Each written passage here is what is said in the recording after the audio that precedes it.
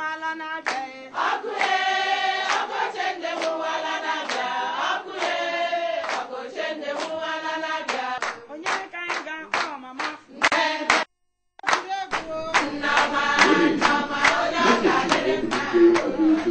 NigerianTVOnline.com in Umuahia, Abia State, God's own state in Nigeria.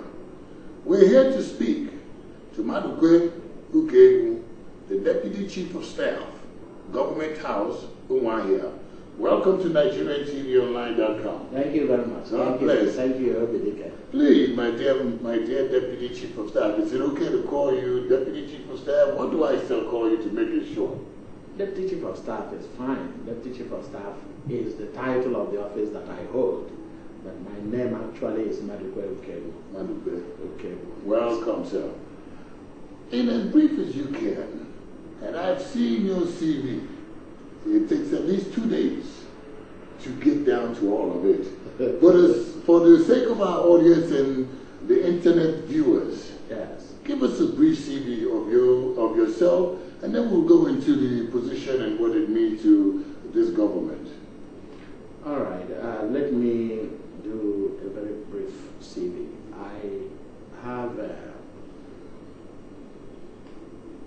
Bachelor of Science degree in criminology, master's degree in criminal justice administration, and also a PhD in criminal justice administration. And I have worked at so many rehabilitation units in the United States as an administrator. I have also had some medical offices where I supervised some doctors who give medical services to all the patients that come to them as a manager and also as a director. I don't know whether it is befitting to mention those companies here, whether you claim that I'm advertising those companies because they still do exist. For instance, I have worked at the Institutes of Applied Human Dynamics, which is a well-known rehabilitation company in the United States. In New York, I've worked in Manhattan for them, I've worked in the Bronx for them, and also worked in Tarrytown for them as director. And also, I have also worked for Brooklyn Medical Group, which I was also a director then. And I have also been a chief executive officer of a leading company that sources all kinds of medical materials, sources all kinds of manpower materials to people. And also, I have been politically engaged in some aspects of New York politics, where we have been able to campaign, of course, for some people who are aspiring to be mayors of New York, and so on and so forth. However, the most important job that I have done is the rehabilitation, because that is the one that really touches the lives of people. Before I finally returned to Nigeria in 2003, where now I decided to join the former administration of Dr. Ajuluchuku's administration as the Deputy Chief of Staff. And ever since then, I have been in the office of the Deputy Governor, anchoring everything that is happening here in the office of the Deputy Governor. I know that it's easier said than done. I've tried to put succinctly what I consider to be my job so far in the office of the Deputy Governor. It's also administrative. Of course, it has political connotation. Administratively,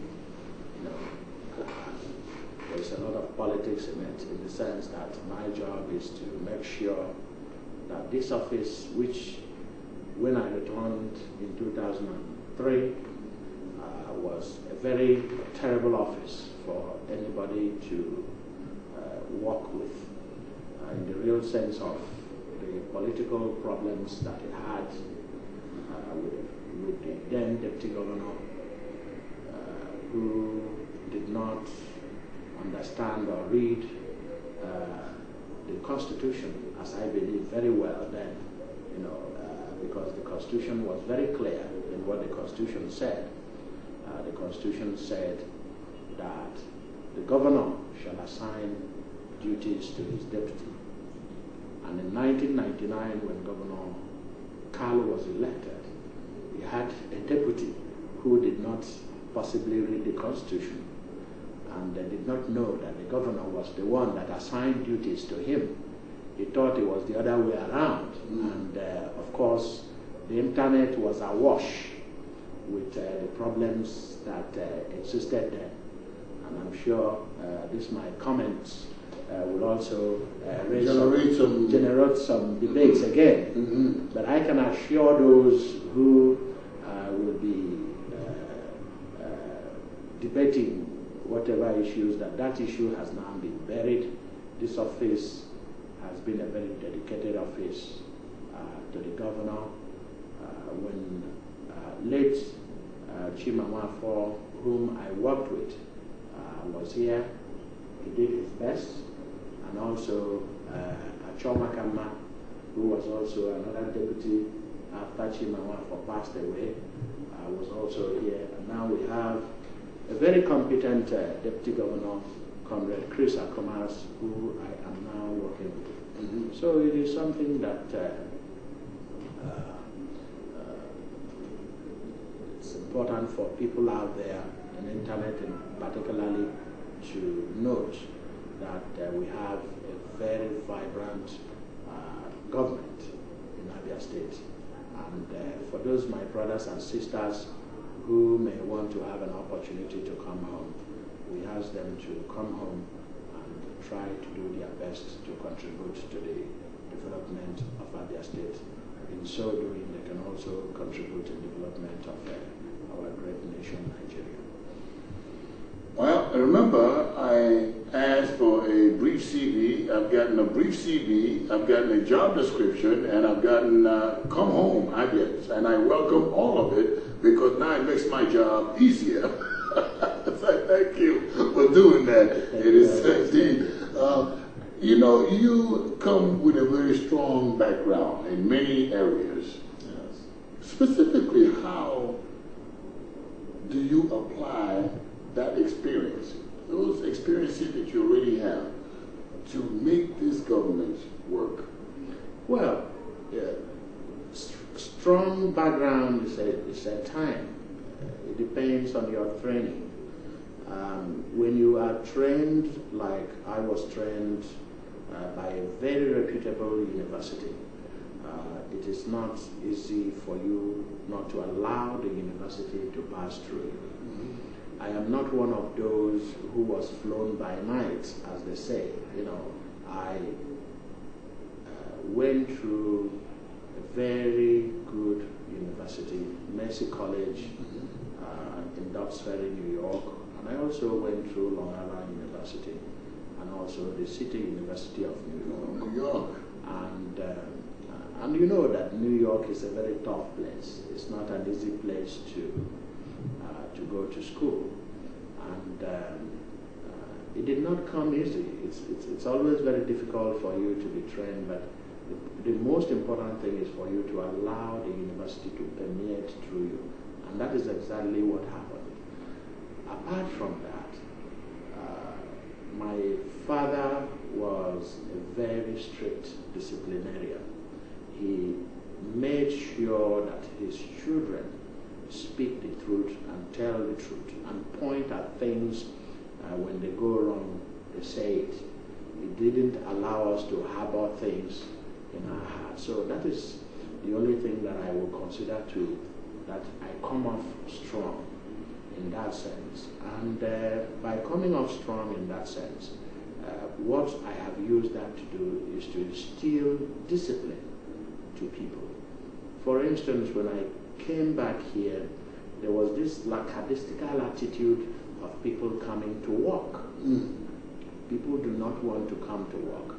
And I was wondering what was the time that work should start in the office of the deputy governor, because I was not interested in any other office except the office that I was assigned to be an administrator in. And it was the office of the deputy governor. Then I decided to stand at the gate and find out what time that people should come in. I'm sure you have heard some newspapers referring me as a school headmaster. I'm not a school headmaster. I am just somebody who do not tolerate people. You get paid for the job that you do. So you should be there on time. So you should be there on time. I, even as an administrator at the Institutes of Applied Human Dynamics, I never, ever came late, even for one day. It doesn't matter whether it snows or it rains. The record is there for anybody to check. You know, people will be mischievous to try to say that what is this guy talking about? But the record is there, and the institute still exists.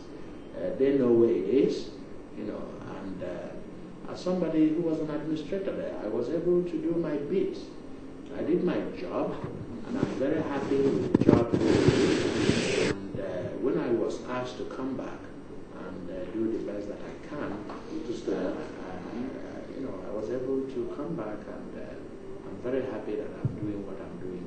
So, what exactly is needed to make people see the importance of work, that discipline? How is it? Is the university? Where do you teach this? You don't. This is not something you teach in university. This is not something that you teach. It's something that parents should be able to inculcate into their children. It is imperative that we understand that you have to sit and think. The great inventors, they sat down and, you know, they were able to think. You know, you have to think about what you need to do. What do I do about certain things that has come to my mind? You know, sometimes something is sent to your mind because you sat down and you were able to think. But people who do not think will not be able to progress. You have to think, how do I adjust this? How do I do this? How do I make this thing work? And then by thinking, you'll be able to just have that discipline. There is something that's always bothering me. Make do. Just make do with what you have. No. Is that acceptable to you? Because I have never been somebody who, for those of you who I'm sure who know me very well, even when I was in school, I am not the brightest of students, but I competed up there. You know, I'm not going to, because the results are there. You know, in America, the results are there for anybody to see. People can, you know, make noise and talk rubbish, but the most important thing is that the discipline in a person will really endure you in terms of your ability to conquer whatever obstacles that you have. The problem we have as a nation, the problem we have in Nigeria is that, I'm sure you've heard that language when you pick up a phone call to call somebody in Nigeria. They will tell you he or she is not on seat. It's always the problem. He's not on seat. Where is it that this person who is never on seat, where does he go? That is the question you have to ask yourself. The whole thing borders on indiscipline. People do not sit on a chair and do their work. I sit on this chair that you see behind me. I sit there 8 hours and make sure that I coordinate the office of the deputy governor. The only time that I will leave the office is when we have to go and perform our duties to the public, because the deputy governor or the governor might have functions that we have to go and make sure that we complement him. That is when we compliment the governor, or when we go out there and make sure that I escort the deputy governor, which is part of my job.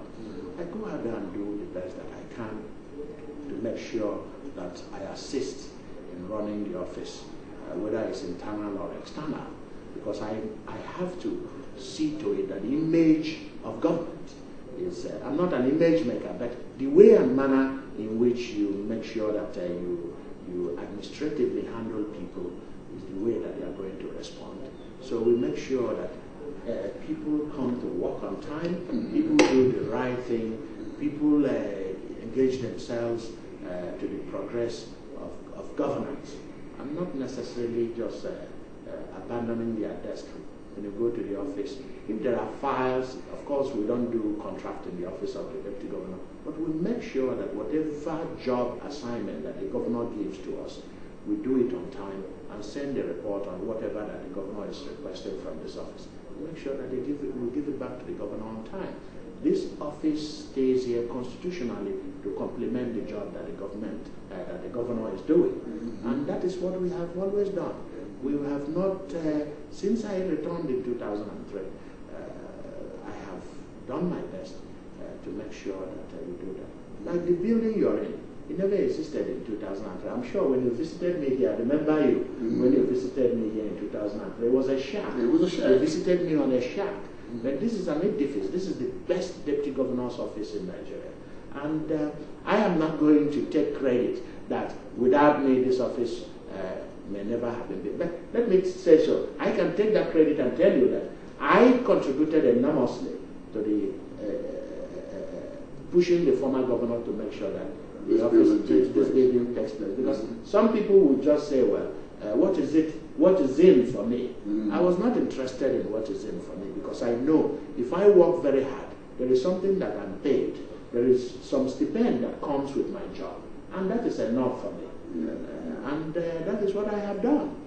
Many people want to enrich themselves the same day, and that is the problem that we have in this country. We must be able to, first of all, perform. And when you perform, all other dividends of performance will come to you, just like an actor or an actress or a businessman who is working very hard to make sure that he acts very well, so that when he starts asking for pay raise or whatever, he will get it.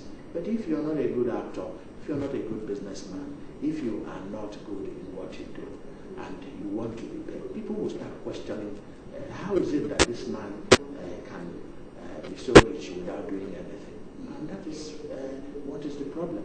What I have come home to do is to contribute my quota, assist this government to assist. That's exactly the area that I would like to go into, and I would like to just as briefly as possible ask you if you had the opportunity to talk to Abians around the world, Nigerians around the world, about coming back home.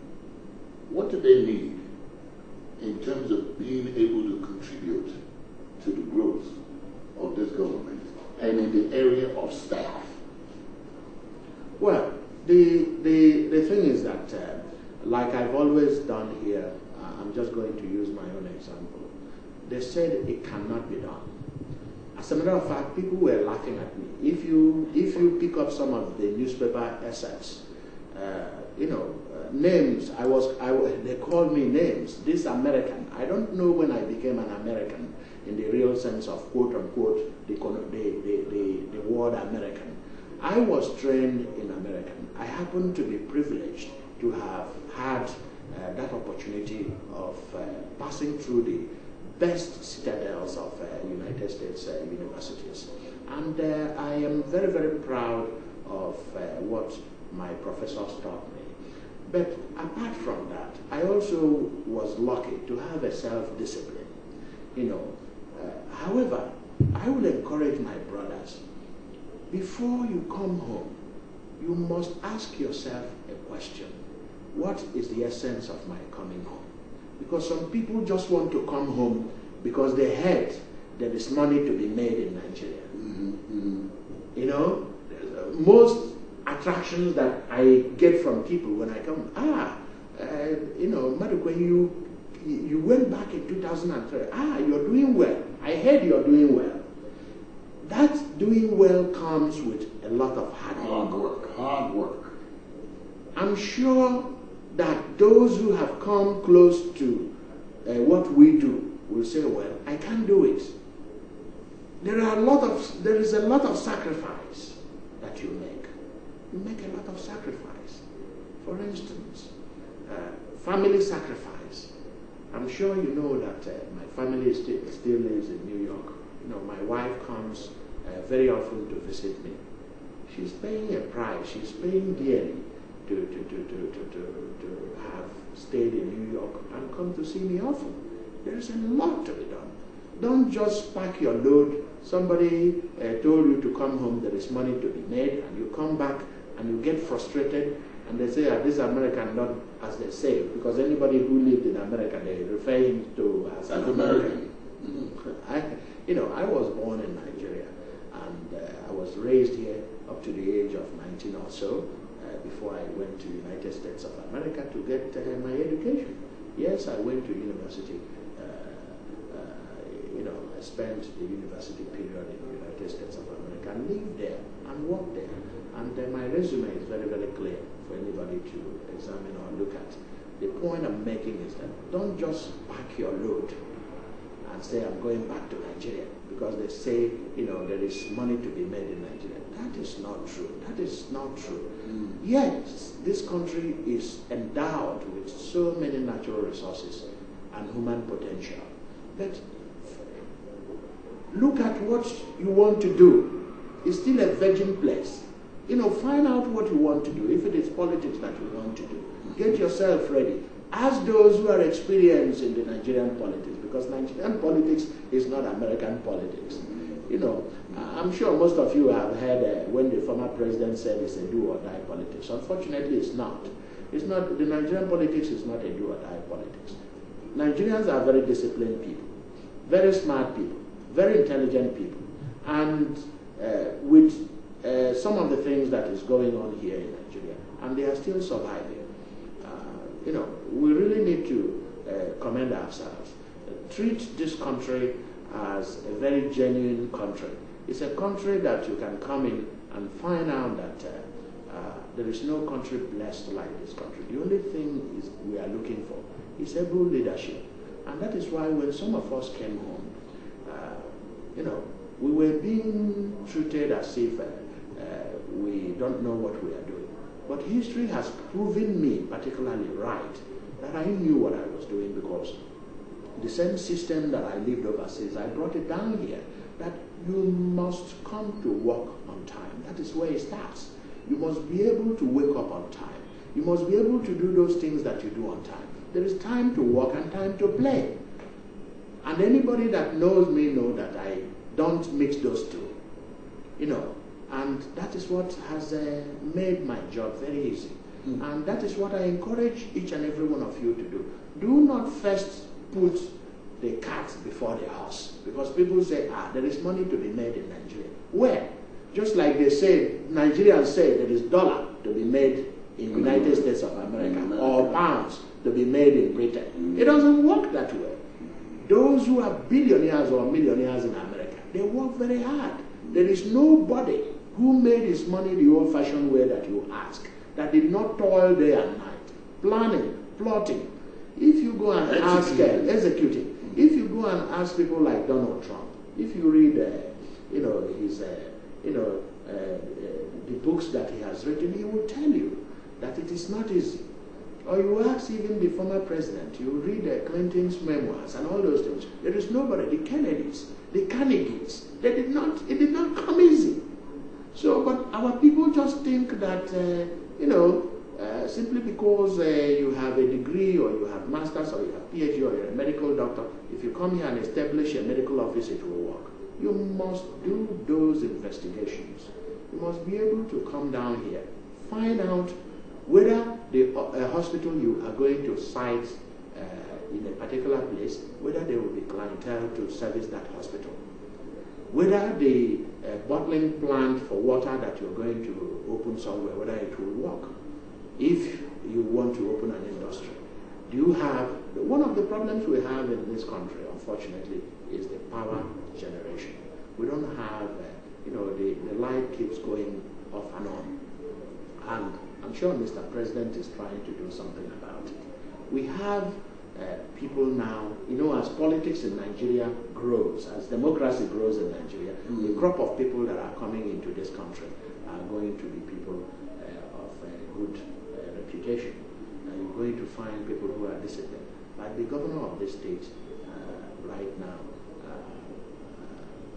Dr. T. Oji, is a very disciplined civil servant who now was a retired permanent secretary. Of course, you know that he was a chief of staff for 8 years.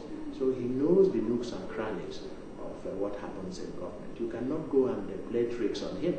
So when somebody like me or other people go to talk to him, they are very careful with how they speak to him. The same thing goes to the former governor, who was an intellectual, intellectually gifted, a man that I studied under his tutelage in politics. Is very, very, very, very important for us to start understanding that the politics in Nigeria is changing. The crop of people coming out now are graduates, very disciplined, and they know that what is at stake now is for Nigeria to survive. Very good. And Mr. President himself, who is also a graduate, is making sure that all the wrongs that was done to this country is going to be corrected. And we are hoping that in due course, the wrongs that was done to this country will be corrected. And for those of you who are also foreigners, and by that I mean those who are not Nigerians, when you come here, remember that Nigerians also require the same standard. You cannot come here and just believe that Nigerians are stupid. You'll be making a very big mistake. Nigerians are very intelligent people. I'm sure you have them in your classrooms as professors. You have them as medical doctors. You have them as nurses. You have them even as taxi drivers. You have them as, hospitality people working in hotels. You have them all over the place. They are very smart people. And the same thing, the same standard that you see in the United States, in Britain, in France, in China, and all over the place, it's the same thing that Nigerians require here. It's just a matter of time. Some foreign companies come here and think that they can just get away with certain things. Please, I want to warn those companies, when you're coming here, come and believe that the same standard is what Nigerians require. And exactly so. We are going to make sure that those companies are protected, they do their work here, and make sure that they help in developing this nation called Nigeria. Well, you have spoken very well, Dr. Ukaegbu. You have put staff in a context where people should understand what is needed here. And I commend you for that. I truly commend you, and I think that many of you who are listening and watching this show, and you can watch it as many times as you can, you will also appreciate what he has said to us, what is needed, not just in Abia State, but also in Nigeria. And very humane, as a disciplinarian, as a human being, and what is required. I'd like to thank you for what you said today, because I hope the people listen, and they will listen. Thank you very much. I really appreciate it very much, and I thank all of you for watching. I would like also to assure you that we're moving forward. This state is going forward. Those of you at home, and that is home in USA, come on back home. That's your home, partially, but this is your home permanently. Come on back home. This is what everybody's been saying. Come on home. It's time. This is Chief Obidike Ajuluchuku for NigerianTVOnline.com. Thank you for watching. God bless you. We will see you next time. Thank you again. Thank you so much, Obidike. Thank you. Thank you.